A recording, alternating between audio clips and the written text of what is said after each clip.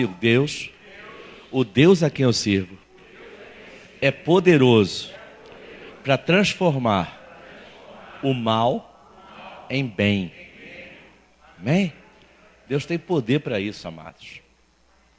Deus pode e Deus faz isso frequentemente. E eu queria analisar essa ideia com você, baseado no texto de Tiago. Abra sua Bíblia comigo em Tiago, capítulo 1, versículo 12. Depois nós vamos ver outros textos, mas primeiramente o texto de Tiago.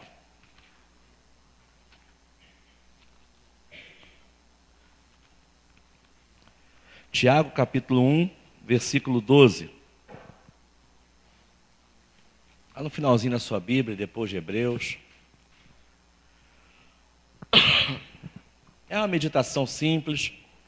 Feijãozinho com arroz, bem temperadinho. Assim que é bom, né? Eu gosto assim. Tiago, capítulo 1, versículo 12. Diz assim a palavra: feliz o homem e também a mulher. As mulheres estão aqui na igreja hoje? Amém. Amém. Feliz é o homem e a mulher que persevera na aprovação. Porque depois de aprovado ou aprovada, receberá a coroa da vida, que Deus prometeu aos que o amam. Você ama a Deus? Então tem uma promessa aí para você de quê? Da coroa da vida. E feliz é o homem e a mulher que persevera na provação.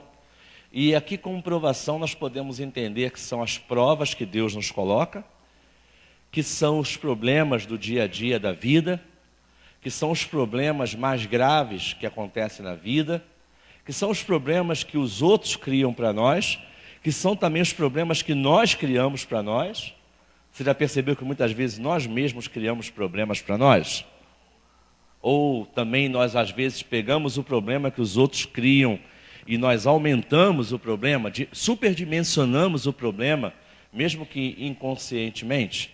E quando a gente vê, existe uma tempestade num copo d'água, mas o copo d'água está na nossa mão.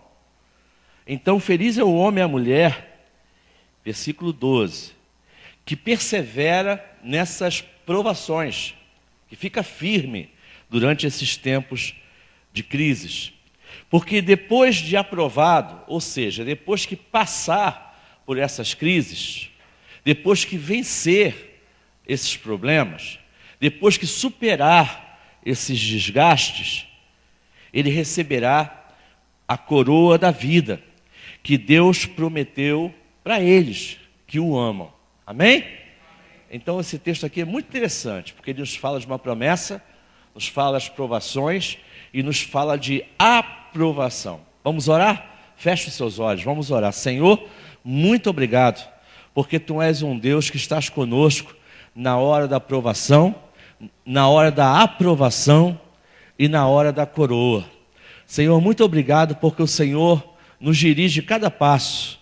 Muito obrigado, Senhor, porque sempre que nós viemos aqui à Tua casa, nós somos lembrados e estimulados a pensar, a lembrar durante a semana que nós não estamos sozinhos, que o Senhor está com a gente, que o Senhor tem um plano e esse plano está sendo executado. Senhor, que os nossos olhos espirituais possam abrir, que o nosso coração esteja sensível para nós reconhecermos que tudo gira em função do Teu favor e da Tua vontade, e que nós estamos no centro da Tua vontade, que nós queremos estar no centro da Tua vontade. Nós queremos estar, Senhor, mesmo que a gente não entenda o que está acontecendo ao nosso redor, nós queremos entender qual é a Tua posição, qual é a Tua vontade para as nossas vidas. Ajuda-nos, Senhor, nessa breve mensagem, nessa simples mensagem, a nós sermos estimulados, a estarmos mais ligados do trono da graça. Nós oramos assim, Pai, te agradecendo pela palavra que chega até nós, em nome de Jesus, e que o povo de Deus aqui diga amém. Amém. Pois é, amados, os problemas da vida podem fazer duas coisas com a gente. As crises que a gente vive, os problemas da vida, ou um problema momentâneo, ou uma sucessão de problemas durante os anos, podem fazer duas coisas com a gente.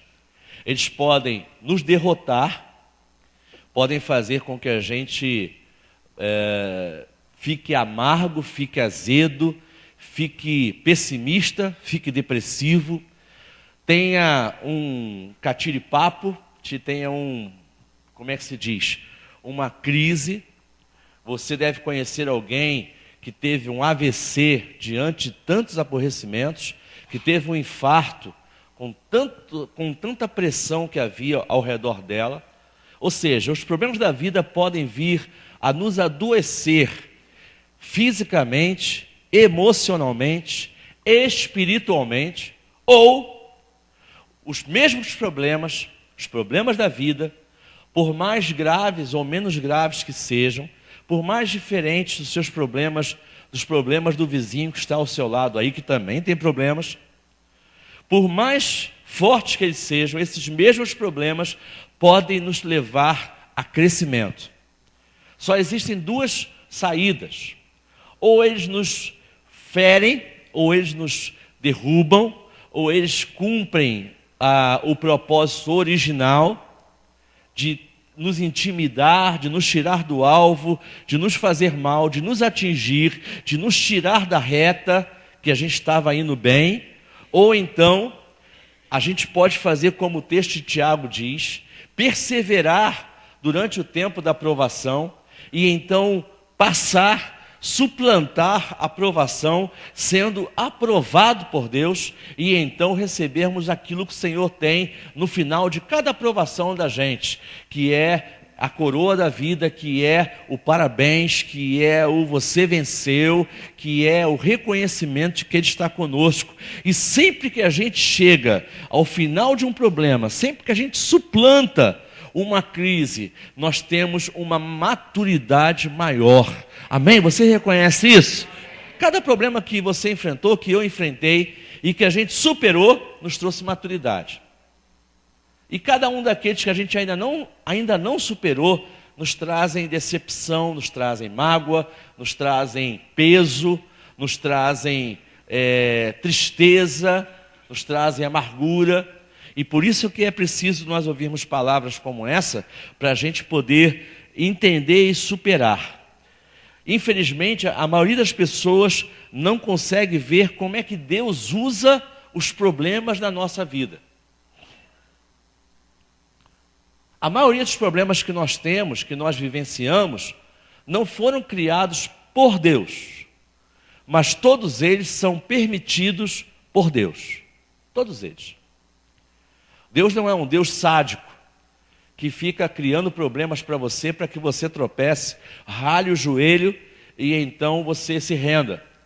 Mas Deus é um Deus que permite sim, que as nossas atitudes venham com as suas consequências. Deus é um Deus que permite consequências. Deus é um Deus que permite provações, que às vezes não são nem consequências.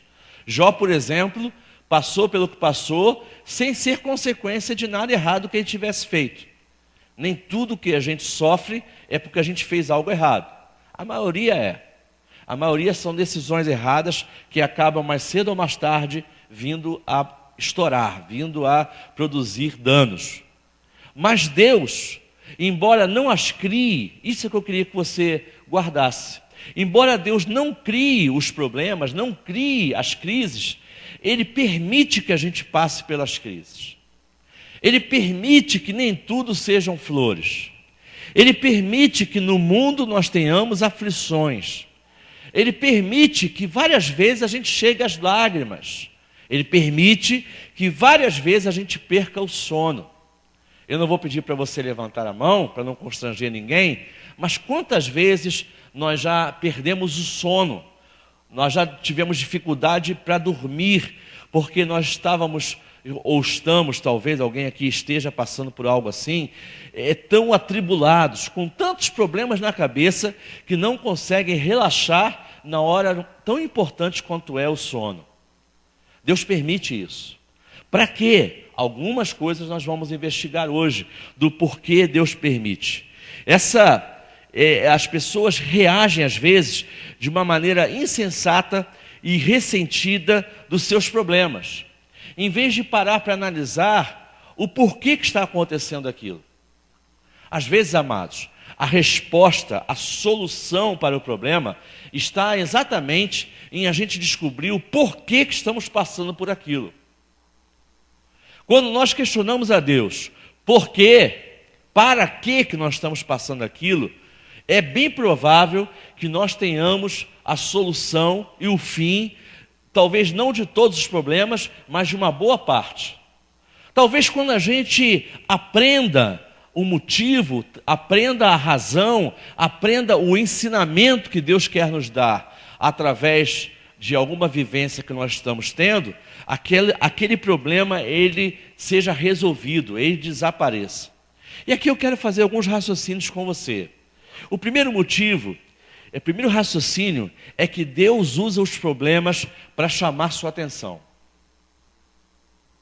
A primeira afirmação que eu faço nesta manhã é que Deus usa os problemas para chamar a sua e a minha atenção.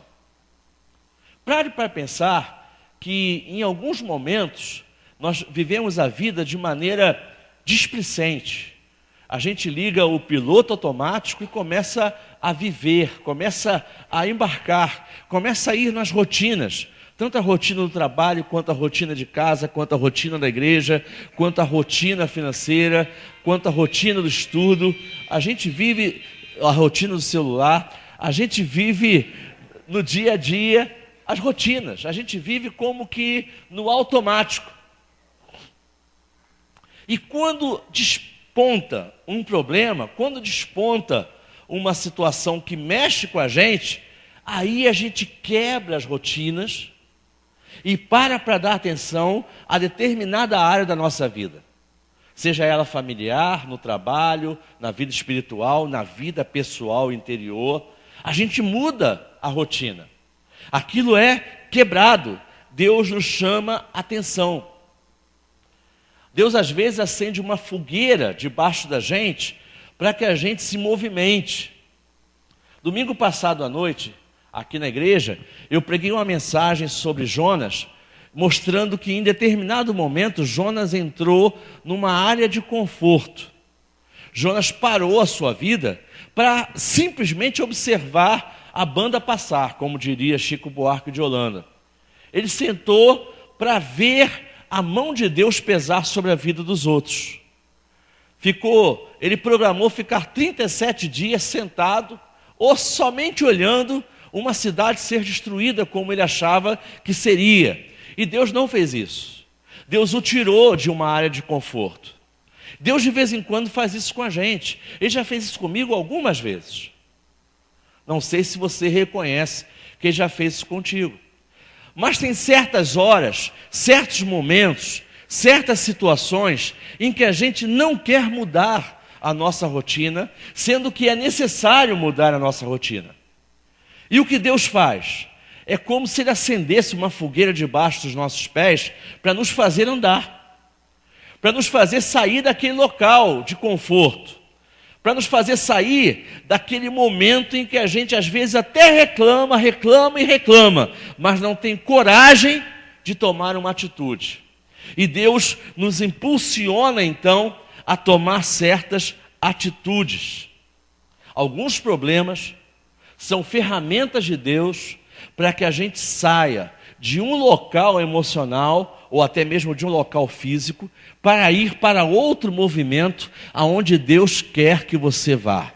Deus permite que aconteçam algumas coisas na nossa vida para fazer com que a gente se mova.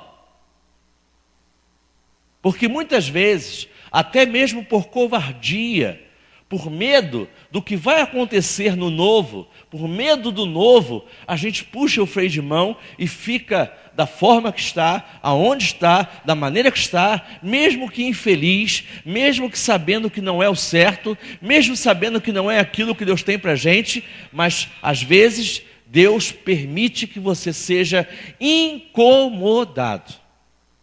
Isso é bíblico? É. Vá comigo, nós vamos ver alguns textos bíblicos. Vá comigo a Provérbios capítulo 20, versículo 30. Provérbios capítulo 20, versículo 30.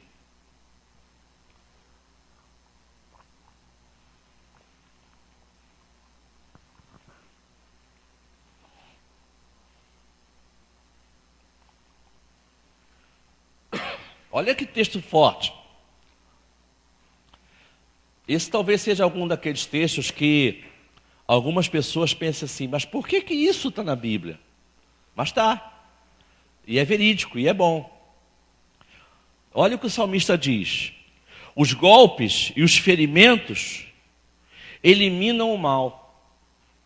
Os açoites limpam as profundezas do ser. Esse finalzinho é que nos importa mais.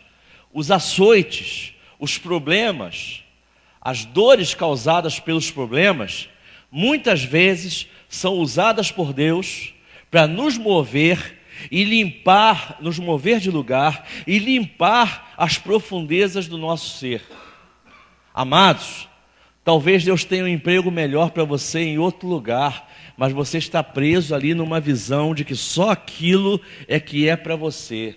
Talvez Deus tenha um crescimento para você na sua área de estudos, mas você está preso ali naquele raciocínio de que você já está maduro demais para voltar a estudar. Mas Deus quer usar você para crescer, para ser alimentado, para ser alguém mais bem-sucedido, para conhecer coisas novas. E muitas vezes os incômodos, os problemas podem ser gerados por Deus para fazer você sair de uma área para ir para outra área, e quando Deus é quem move, quando é Deus quem move, pode ter certeza que você vai ser tremendamente abençoado. Então, uma das primeiras maneiras que nós precisamos encarar o nosso problema, é de que esse problema pode estar sendo, vamos dizer assim, permitido, liberado por Deus. Deus está nos acendendo uma fogueira debaixo dos nossos pés, para que a gente acorde e saia da fogueira e então vá buscar algo que Deus tem para nós. Deus já tem preparado algo bom para cada um dos que amam a Deus, e se você ama a Deus, dê um glória a Deus aí, meu amado. Procure perceber se o seu sofrimento, se os seus incômodos não são ações de Deus para você poder mudar e ser mais abençoado. Segundo, Deus usa os problemas para provar você, para provar a mim, para me testar, para te testar. Tem pessoas, amados, e quase todos, são que nem um saquinho de chá. Você conhece saquinho de chá? Você gosta de chá de quê? De boldo? Não? De que a senhora gosta de chá da irmã Marlene? Chá preto é bom, né? Capim-limão é delícia. Eu gosto de capim-limão, gosto de chá preto, gosto de cidreira, hortelã, chá de maçã com canela.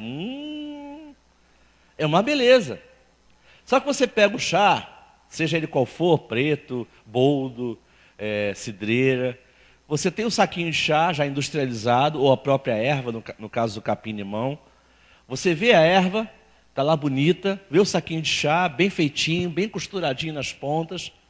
Você dá aquela cheiradinha, não é? Que é gostoso.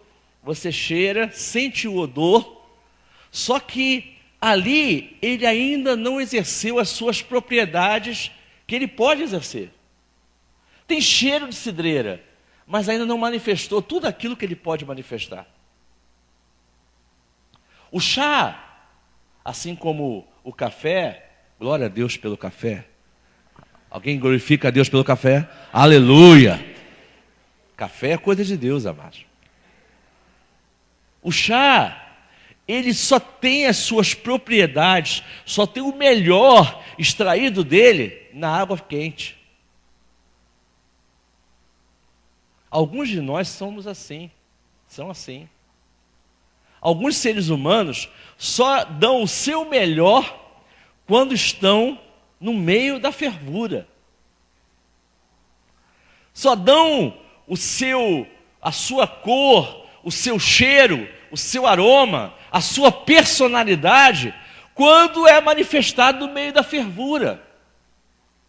É uma cidreira, é um hortelã, é um chá preto, é um chá branco, é um chá, mas no pacote não vai se extrair dele tudo aquilo que ele tem. Mas bota ele na fervura, bota ele na água quente, coloca na panela, coloca na xícara, para você ver que ele tem muito mais a oferecer do que simplesmente está escrito na embalagem. Meu amado, você tem muita coisa boa para oferecer dentro do seu coração. E pare para observar que durante os momentos em que você está vivendo problemas, é o melhor momento para descobrir quem você é no seu interior. Deus faz você e eu vermos quem nós somos quando nós estamos na fervura. Deus já sabe, Ele é onisciente. Mas a gente se descobre se a gente é um chá de boa marca, se nós temos conteúdo, se nós estamos no prazo de validade, se nós temos somente cheiro e não temos sabor, na hora em que nós somos colocados na fervura. A fervura, os problemas da vida servem para mostrar como é que é o nosso interior, como é que é a nossa essência. Na hora dos problemas é que a gente vê se é crente ou não é, se a gente se agarra em Deus ou não agarra, se a gente lembra do que a gente aprendeu e pratica ou não, se a gente se decepciona com Deus e faz birra, que nem criança em supermercado. Na hora da fervura, a gente vê o que a gente tem para dar.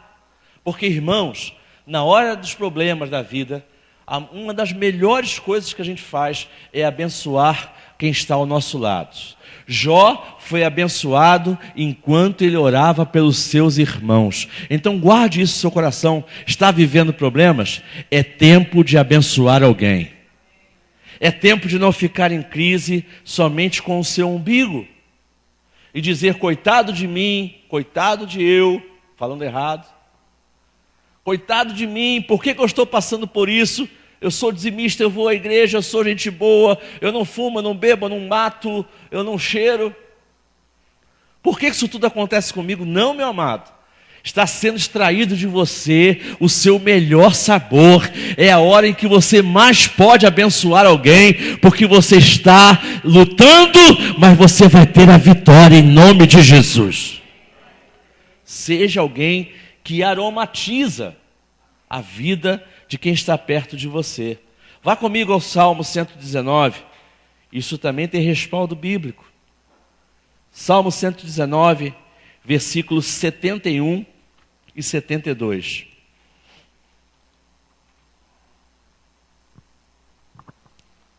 Salmo 119, versículo 71.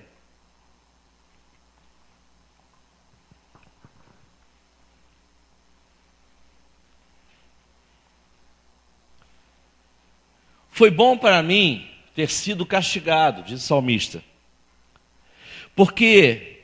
para que aprendesse os teus decretos. Para mim, vale mais a lei que decretaste do que milhares de peças de prata e de ouro. O salmista fala assim, olha, para mim foi bom ter sido provado, ter sido disciplinado, para que eu aprendesse os teus decretos. Para que eu desse mais atenção aos teus decretos, porque para mim, a tua lei, a lei que decretaste, vale mais do que milhares de peças de prata ou de ouro. Irmãos, como esse versículo final é importante para os dias de hoje.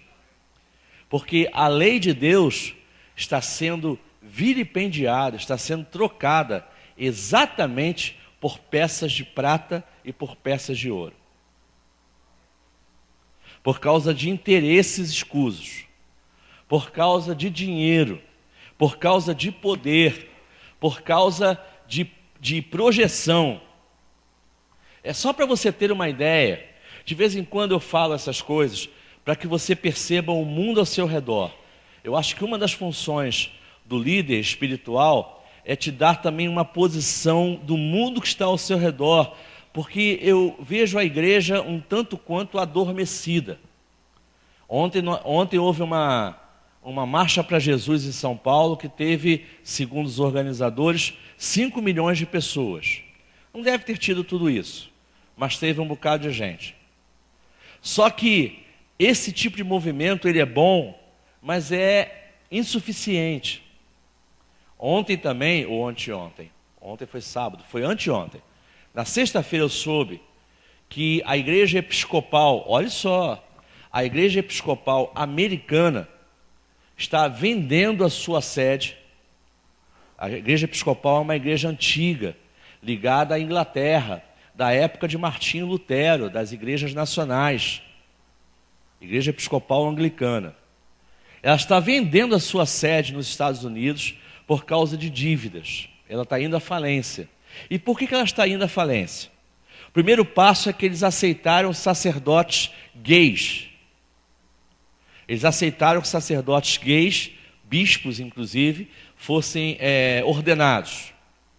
Segundo passo é que, a partir daí, começaram a fazer casamentos gays. Depois disso, ordenaram um bispo crossdresser. Sabe o que é um bispo crossdresser? É um homem que se veste de mulher, é quase um travesti.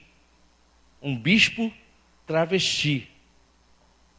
Ele mantém algumas características de homem, mas ele se veste como mulher. Para você ter uma ideia da deformação da cabeça das pessoas em função do que a Bíblia diz. E tudo isso querendo se adaptar a uma pseudo-modernidade, querendo se adaptar a um pseudo-público, alcançar um pseudo-público, que na verdade é um engano, porque os bispos mais conscientes, os bispos mais tradicionais, estão saindo e indo para outras igrejas. Agora, por último, recentemente, agora essa semana, foi feita uma orientação aos bispos da igreja episcopal anglicana para que façam culto funeral de animais domésticos. E mais, foi orientado aos bispos que quando o animal doméstico ficar doente e for internado, que eles têm que fazer visitas ao animal doméstico. Ô cachorrinho, tudo bem com você? Como é que se vai, meu irmão? Você quer falar alguma coisa, meu irmão? Au, au. Au para você também. Os cachorrinhos são ótimos, eu tenho 2, eu amo meus cachorros. Mas daí a fazer culto fúnebre para cachorro, aí é demais. Pessoas que não estão valorizando a palavra, a lei, estão trocando por interesses como ouro e prata. Amado, se apegue à lei do Senhor, porque na hora em que você tiver a crise, não vai ser o seu achismo, não vai ser aquilo que você opina, não vai ser o que o outro opina que vai resolver o teu problema, mas é a palavra que vai dar suporte para você vivenciar os seus problemas. Você entende isso aí? Diga um amém. Nada contra os animais de estimação, nada contra você ter cachorrinho, eu tenho, amo os meus cachorros, sem problema nenhum. Porém, tem que haver discernimento no que se faz espiritualmente. 3. Deus usa os problemas para corrigir você. Eu li o texto errado, antes era Tiago e agora aqui é Salmos. Deus usa os problemas para corrigir você. Para corrigir problema, para corrigir a mim. Irmãos, vamos ser sinceros. Tem algumas coisas que nós só aprendemos com a dor. Vamos ser honestos. Tem algumas coisas que a gente só aprende, como dizia minha mãe, batendo com a, diz ainda que ela é viva, batendo com a cabeça na parede. Existe um caso de crianças que você ensina assim, olha, não pode chegar perto do fogão não, porque o forno está ligado e o forno está quente. Não sei se isso aconteceu com você, mas comigo já aconteceu. Eu era criança pequena lá em Barbacena, e minha mãe falou assim, ó, não chega perto do fogão não, porque o fogão está quente e vai te queimar. E eu tive que ir lá botar a minha mão para verificar se o fogão estava quente. Liga não, é o meu lado português. E o chuveiro elétrico? Você lembra daquele chuveiro Lorenzetti de alumínio? Lembra? Eu uma vez tomando banho, chuveiro caindo, água caindo em cima de mim. Eu tive a brilhante ideia de encostar no chuveiro durante o banho. Ali foi um livramento de Deus, que eu estava na água, com o pé na água, descalço, e eu encostei ali, tomei-lhe um choque, e eu já era assim, rapazinho, eu sabia que ali tinha eletricidade, mas tive que encostar. Tem coisas que a gente só aprende tomando choque. Nunca mais eu fiz isso. Agora eu só uso ducha plástica. Amados, tem coisas que a gente só aprende na marra. O ser humano é muito cabeça dura. Nós vivemos numa época em que as pessoas são mais cabeças duras ainda. Nós vivemos numa época em que as pessoas não estão dispostas a ouvir a experiência do outro para não passar aquilo que o outro passou. Até mesmo dentro da família. Às vezes você quer poupar seus filhos de passarem por algo que você já passou e você não consegue ter eco. Você concorda comigo? A gente também. Meus pais falavam certas coisas que que eles queriam que a gente não sofresse o que eles sofreram, mas não teve jeito. A gente é cabeça dura.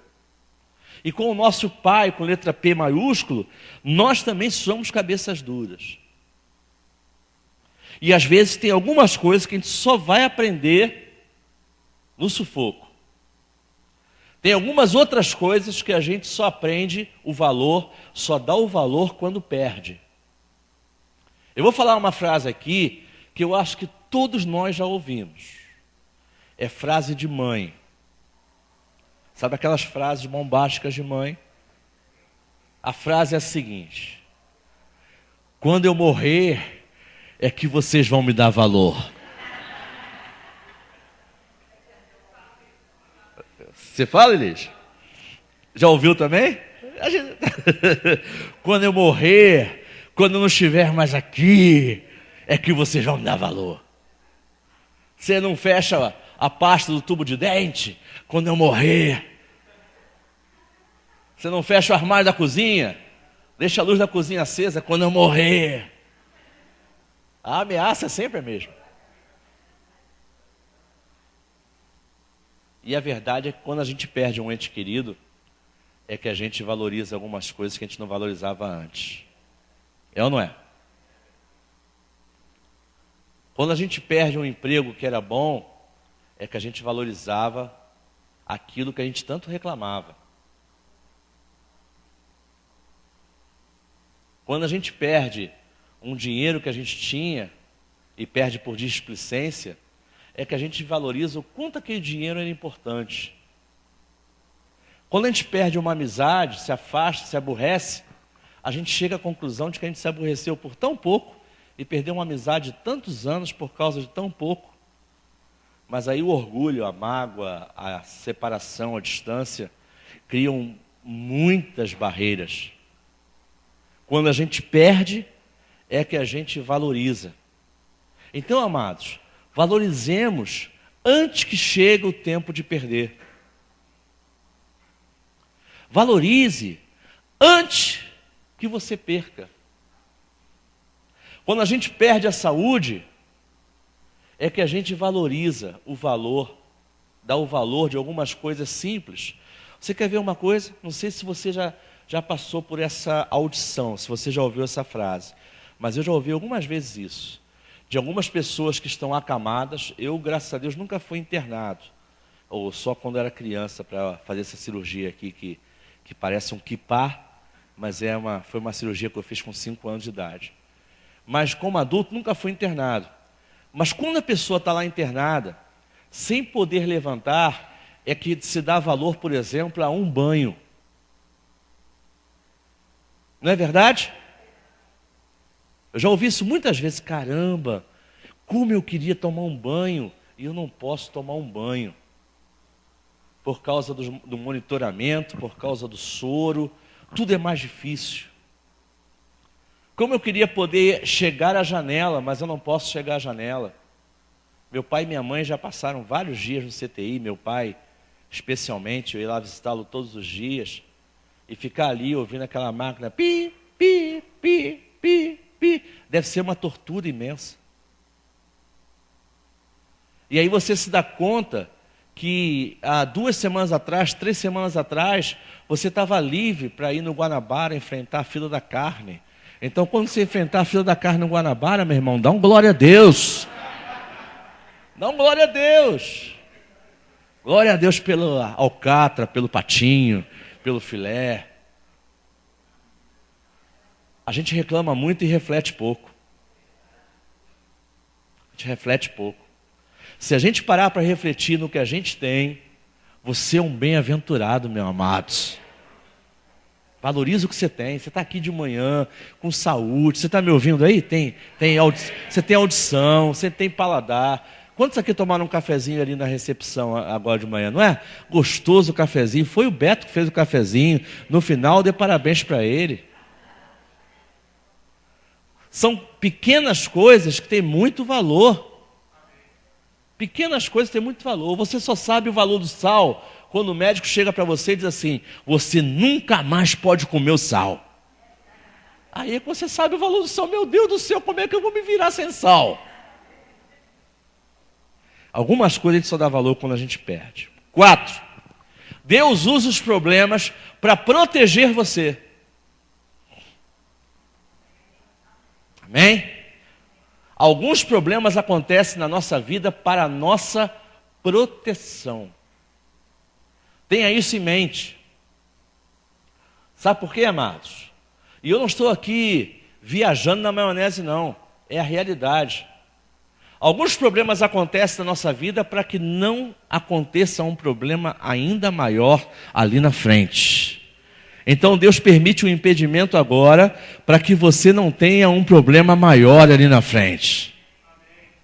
E aqui eu vou falar de uma palavra que é pouco usado nas igrejas evangélicas. Parece uma coisa esotérica, mas não é não. É de Deus. Deus criou uma coisa chamada intuição. Intuição. Quem criou a intuição não foi Satanás. E Deus, o Espírito Santo de Deus, trabalha na sua intuição. Sabe aquele dia em que você fala assim: eu não sei porquê, mas eu não estou com vontade de ir a tal lugar. Eu estava animado para ir, mas de repente eu perdi a vontade, eu não estou mais afim de ir. Pare para orar para ver se não é Deus falando com a sua intuição, com o seu interior, e você acha que não sabe por quê. Mas Deus fala e às vezes a gente não reconhece que é Deus que está falando, mas tem algo no ar. E Deus coloca às vezes alguns empecilhos, quando a gente não percebe essas intuições, essas falas de Deus no nosso coração. Deus coloca alguns empecilhos para que não aconteça algo pior na sua frente. Eu já contei aqui uma vez, pelo menos uma vez, que tinha uma época quando eu era solteiro, que eu viajava para São Paulo toda semana. Eu trabalhava em São Paulo de segunda a sexta-feira com vendas. E muitas vezes, mas muitas vezes, irmãos, tinha que pegar um ônibus lá perto de casa, em Piedade, por volta de 10h30 de domingo, para pegar o ônibus de mais ou menos meia-noite na rodoviária para São Paulo, para chegar em São Paulo às 6h da manhã. E várias vezes eu tive uma intuição. Eu falei assim: não vou hoje não vou agora não. Eu era autônomo, eu não vou agora não. Alguma coisa está me dizendo para eu não ir agora. Eu já era cristão, mas eu estava assim: alguma coisa está dizendo para eu não ir agora. E eu não ia. E teve um desses dias que eu fui, mesmo contrariado, eu fui. E quando eu estava no ponto de ônibus, sozinho, eu vejo 2 indivíduos, 2 cidadãos, atravessando a rua em direção a mim, e eles abrindo, fazendo um V, e eu percebi assim: perdi. E eu estava com dinheiro na mala, porque eu ia prestar contas com a empresa lá em São Paulo, e eles começando a me cercar, e naquele momento, era na Avenida Suburbana, a Avenida Suburbana é muito movimentada. Naquele momento ali, eu falei assim: os caras vão me cercar, um de cada lado. Eles olharam para mim. A gente sente quando tem alguma coisa errada, né? E os caras começaram a fechar na minha direção. E eu rapidamente atravessei a suburbana e voltei para casa. Irmãos, Deus fala com a gente. Deus permite um desânimo, Deus permite um problema, Deus permite alguém aparecer na sua casa na hora errada, Deus permite uma dor de cabeça, Deus permite alguma coisa que te incomode, para te livrar, para te dar livramento de algo que seria muito mais grave. Mas Deus permite alguns problemas na sua vida, para que você seja poupado de coisas piores. E se você reconhece isso aí, diga um amém, meu amado. Nem todos os problemas na vida são para te causar mal, não. Alguns deles são para te poupar de um mal maior. As pessoas, até de vez em quando, tentam usar o mal contra nós, mas Deus transforma o mal em bem. Tem algum servo de Deus aqui? Nós somos protegidos pelo Senhor. Você não seja ingênuo de achar que pessoas não querem o seu mal. Não seja ingênuo. Todos nós, no ambiente de trabalho ou na vizinhança, em algum momento, alguma pessoa vai desejar o mal para a gente. E isso é inerente do ser humano. Não fique com raiva dela, não. Muitas vezes Satanás levanta pessoas mesmo para desejar o mal para a gente, ou para desejar aquilo que você tem, para desejar a paz que você tem na tua casa, para desejar o bem que você tem, para desejar o emprego que você tem, para desejar a função que você tem, para desejar o sorriso que você tem e que ela não tem. E as pessoas então, elas intentam o mal contra nós, mas Deus tem poder para transformar o mal em bem. Vá comigo a Gênesis, primeiro livro da Bíblia, capítulo 50.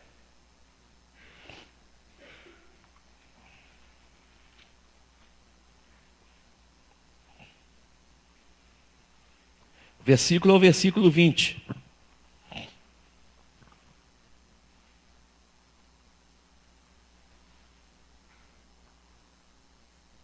Olha o que José falou a respeito até mesmo dos seus irmãos carnais.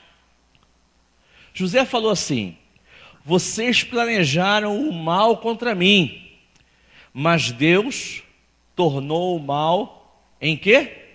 Em bem, para que hoje fosse preservada a vida de José?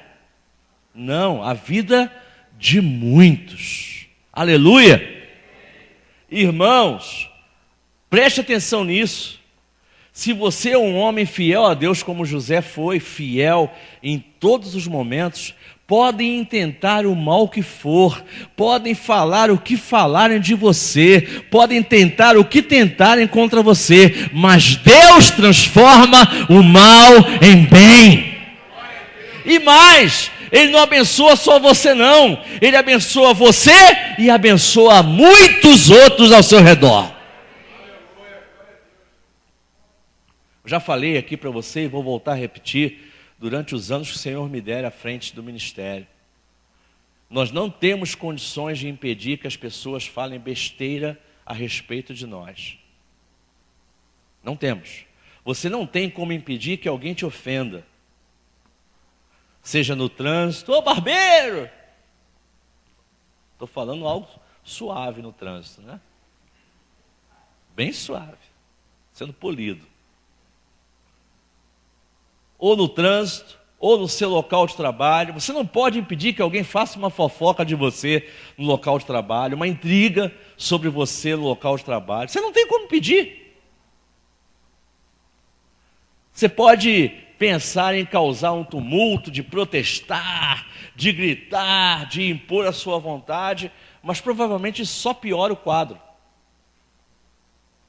Quando começarem a falar mal de você, a levantarem calúnias sobre você, a levantarem intrigas sobre você, a dizerem que você não tem jeito, que você não vai dar certo, a melhor coisa que você faz, meu amado, é fechar seu bico, guardar o seu coração, porque eu não posso impedir que ninguém fale algo errado a meu respeito, mas daqui para dentro, do ouvido para dentro, quem cuida disso sou eu. Eu não posso impedir alguém de tentar me ofender, mas eu posso impedir que essa tentativa de ofensa me ofenda. Daqui para dentro, quem administra sou eu e você. Como essa frase vai cair no nosso coração, quem lida com isso somos nós. Se vai causar raiva ou não, se vai causar mágoa ou não, se vai provocar uma ação pior ainda ou não, somos nós os responsáveis. José, não, entre aspas, não caiu na pilha. Ele sofreu bullying dos seus irmãos, mas não caiu na pilha. Os irmãos queriam matá-lo, jogaram no poço, queriam vendê-lo antes de matá-lo. Acho que pior ainda é vender do que matar.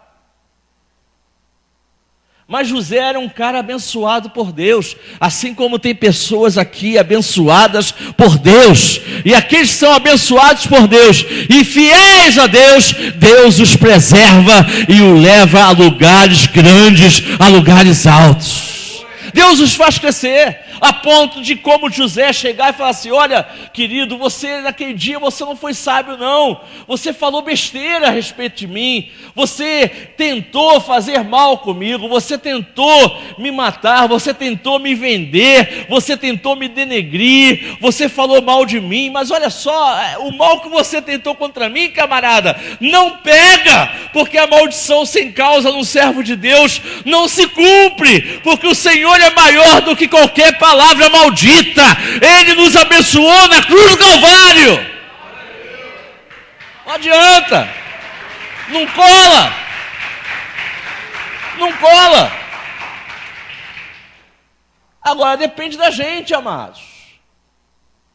O problema pode servir para mostrar que Deus protege você, ou então o problema pode servir para bater você, jogar você lá no chão. Caramba, ele me chamou de chato, feio e bobo.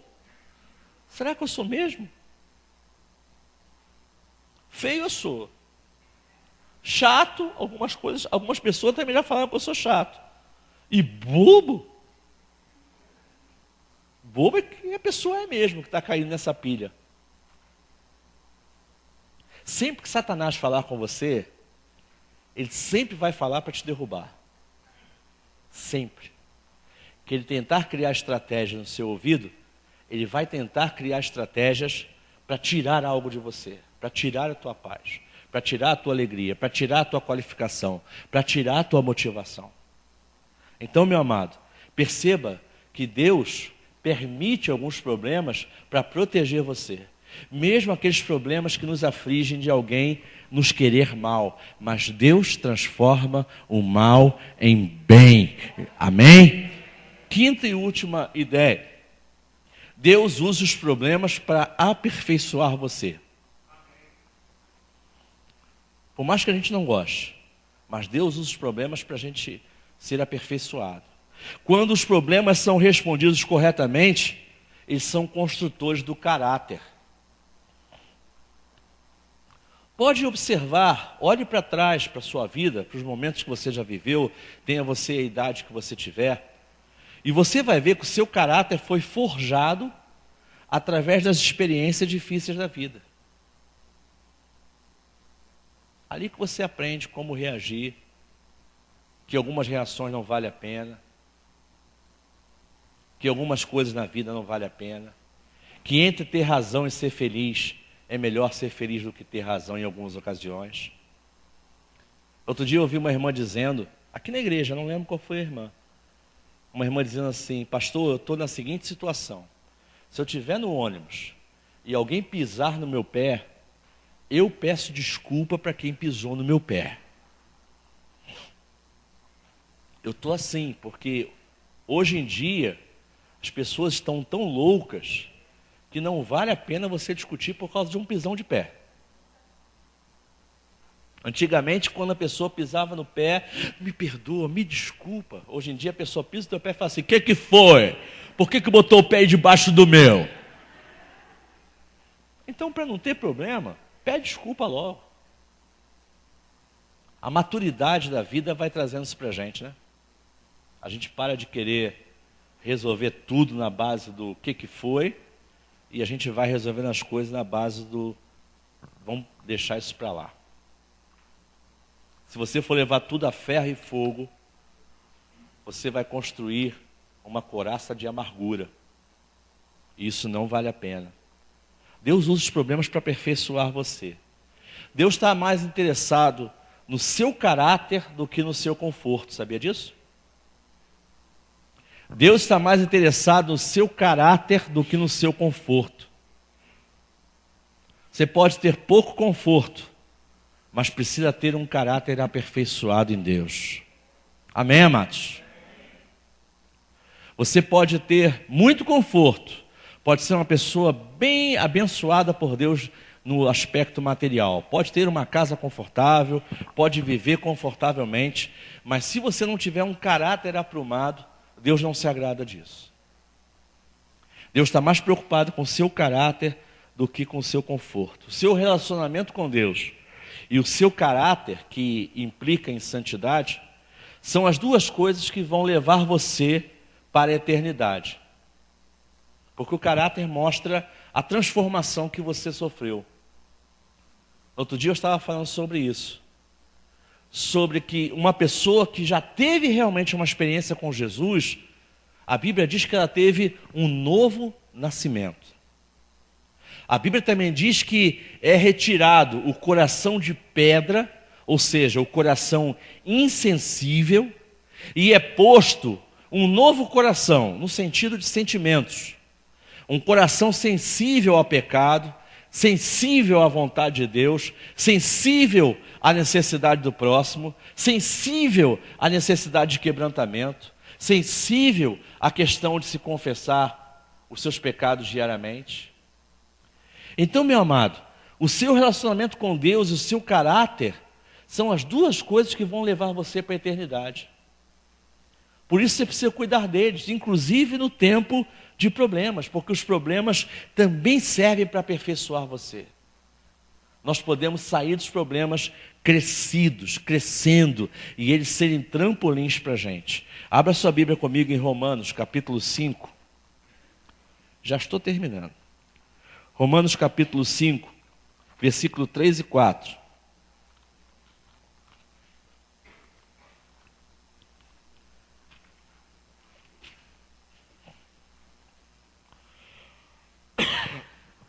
Romanos 5, 3 e 4.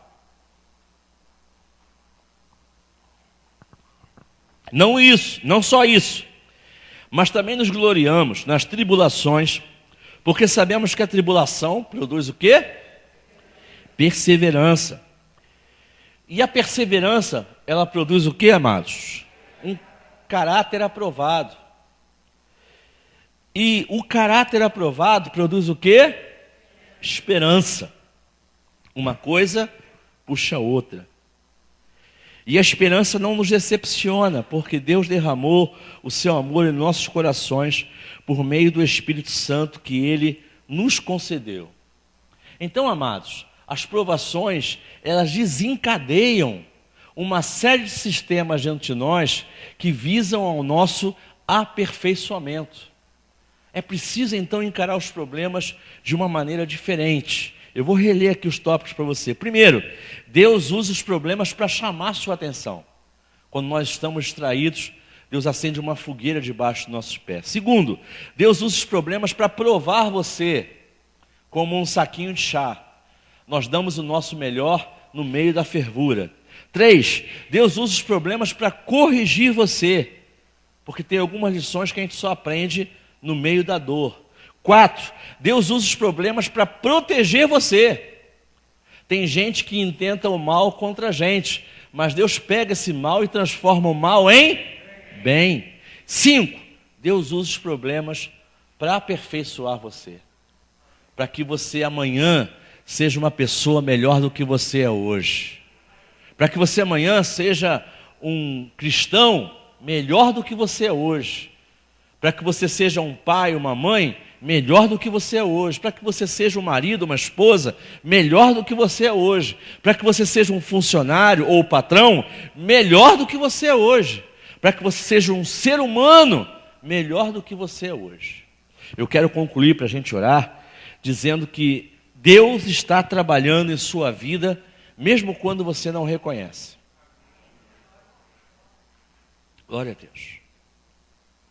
Deus trabalha na nossa vida, mesmo quando a gente não reconhece. Nós temos uma péssima concepção de que as bênçãos são ação de Deus e que os problemas são ação do diabo. Não. Não. Não necessariamente. Eu diria para você, mediante essa pregação, que Deus nos permite passar por vários problemas para que a gente tenha o quê? Crescimento. Para que a gente tenha amadurecimento. E eu ouso dizer, que Satanás, às vezes coloca na nossa vida algumas, entre aspas, vantagens para nos distrair de algumas coisas importantes na vida. Então, nem todos os problemas são colocados por Satanás e nem todas as bênçãos são colocadas por Deus. É preciso distinguir o que é de Deus e o que não é de Deus. E para isso, amados, é comunhão com Deus, é leitura da palavra, é oração e é discernimento. Não seja enganado. Às vezes Deus te dá a oportunidade de você ter um novo emprego melhor do que o anterior. E Satanás vai e transforma essa oportunidade de emprego em algo que vai te afastar da presença de Deus. Tome cuidado. Às vezes você tem a expectativa de conhecer uma pessoa, um rapaz ou uma moça para namorar. E às vezes é esse rapaz, essa moça que vai tirar você dos caminhos do Senhor. Então, tome cuidado com os problemas, mas tome cuidado também com as aparentes bênçãos. Porque nem tudo que reluz é ouro. Nós servimos ao Deus do ouro e da prata, mas o nosso adversário, ele é falsário. Ele é imitador. Irmãos, eu disse aqui na quinta-feira que eu não vejo A Fazenda, e não vejo mesmo, não gosto. No iniciozinho eu gostei para observação sociológica, antropológica, mas desvirtuou totalmente. Eu também não vejo novela, eu não gosto de ver novela. Novela para mim não cria menor interesse. Mas ontem, estava lá na casa da minha mãe, e o pessoal da minha família é noveleiro. Aí colocaram na Avenida Brasil. E eu estou lá, na sala. Fazer o quê? Eu estava na Avenida Brasil. Aí eu estou lá vendo algumas cenas da Avenida Brasil e conversando com os meus botões, né? Eu e os meus botões somos muitos amigos, muito amigos. Aí eu estava vendo, em pouco tempo que eu vi a Avenida Brasil, eu vi várias cenas de sexo. Uma moça, uma personagem, tentou seduzir dois homens diferentes, acho que no mesma sequência de quadros. Aí eu estou lá vendo, e de repente aparece a crente, né? Tem uma evangélica na novela. Aí eu fiquei olhando as não evangélicas, todas bonitonas, pintadonas, maquiadonas, e a evangélica lambida, pálida, esquálida. E algumas pessoas acham que é vantagem ter uma evangélica numa novela. Não, amados.